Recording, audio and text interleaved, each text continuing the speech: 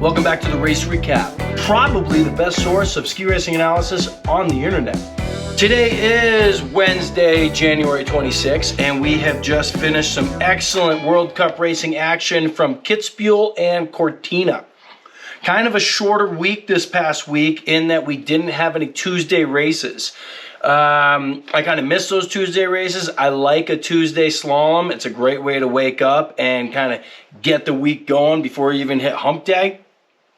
But we did get to watch Kitzbuehel. Now, Kitzbuehel the last couple of years had kind of been going in the wrong direction. And by the wrong direction, I mean that, well, basically ever since Red Bull got involved, Kitzbuehel's gotten bigger and gnarlier and scarier. And they made the movie The Strife, and the jumps are bigger and the speeds are higher. And basically we just started watching people get hurt. We watched Urs Krenbuhl dome himself when he went head over heels off the final jump, broke his collarbone, concussed himself. We watched Ryan Cochran-Siegel go into the net, break his neck last season.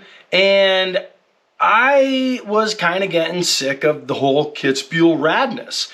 My dad, who was a big ski racing fan as well, he was kind of saying the same thing. Of all the downhills on the circuit, we were looking forward to Kitzbuehel almost the least because of how dangerous it was getting and how many people were getting hurt. This season, they made some big changes and they took the speed out of the big traverse at the end. They did that by making that huge left footer jump where they had to land, do a little check, and then get to the right foot. I thought that change in particular was dynamite. I felt like the race was entertaining. It was really interesting to watch the different tactics that people were using with that new turn, with that new piece of terrain, with the new gate set. And it made it really, really cool. Not all the guys took the same tactic. There were some guys that were landing kind of in the middle of the track, doing a big skitch to get over to the right and then get on the right foot and make it. And then you saw on the second downhill, the Swiss guys, especially Bert Foyce and Marco Odermatt, those guys came out, landed way far right, but kept the skis moving down the fall line and then just carved it out on the right foot. Now, it almost bit both of them because each of them just barely made that next gate with the rollover there. But they were the fastest on the day. Really, they were fastest on the whole course, but they figured out that section as well, and it was really, really cool. So I really commend FIS and the powers that be on the World Cup for recognizing that they had an issue at Kitzbuehel, for making the changes they need to make it safer while still maintaining an exceptionally high level of entertainment. The first downhill, we got to see them go out of the lower start.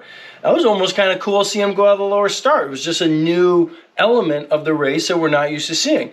And then on Sunday, we had the big dog. We had him going out of the top. Huge air off of the mouse folly. The two left-footed turns off the top were just so incredible. To see the different abilities of people to come in. And it's one of the only times you get to see guys on downhill skis throwing a full-on stiv. And I just thought it was spectacular. So a really great race up there. I'm really happy that Kitzbuehel has turned into what it turned into this season, and I hope in the years to come they maintain the high level of entertainment without getting the danger factor so high up that it freaks me out and I don't want to watch it anymore. You know, this channel's not just about me talking about World Cups. This channel has a lot to do with teaching people how to ski, and I put together a little promo of some of my best teacher moments.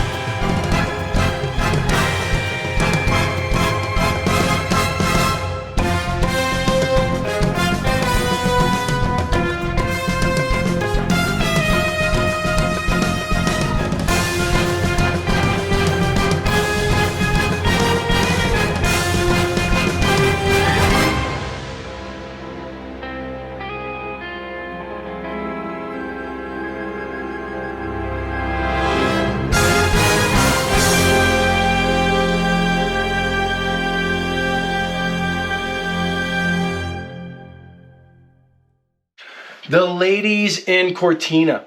Now, the ladies downhill in Cortina was a bummer because they had to move the start so low that it turned it into a glider. It was almost like a glorified Super G course on downhill skis. And what I mean by that is that course, that hill just goes big sweepers, left, right, all the way down to the bottom. They hit the finish line, and it was a minute long, but that minute felt like it could have been 35 seconds, to be quite honest. Sofia Goija remains spectacular in that she was able to make a big mistake on a day, on a course where I would have said 0 mistakes was the only way you were going to win. Somehow, Sofia Goija goes so hard, so straight, so aggressive that she makes a big mistake and still pulls out the victory. Congratulations to her.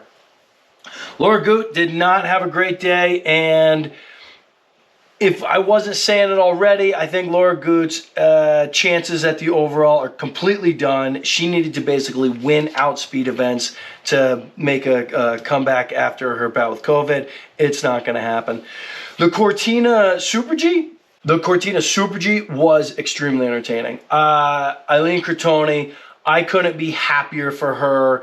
She has looked good all season, I thought, and then this Super G course really set up well for her in that there were a lot of rhythm gates for her to ski, and she's got some of the better left to right big turns on the World Cup where she just flows it from the left to the right. She gets good extension out of the legs with a really tight, compact upper body, and she looked great, and she went out and won herself a World Cup. Congratulations to her. As far as the Americans and the Canadians go in Cortina, Marie-Michelle Gagnon did not have a good weekend. I really thought this could have been a great race series for her, considering last year at the World Championship, she was 3rd in the Super G. I thought she could do that again. And last weekend, she was, 5th in the downhill? So I thought Marie-Michelle was really coming on. However, it did not go well for her in Cortina. I'm really not sure why.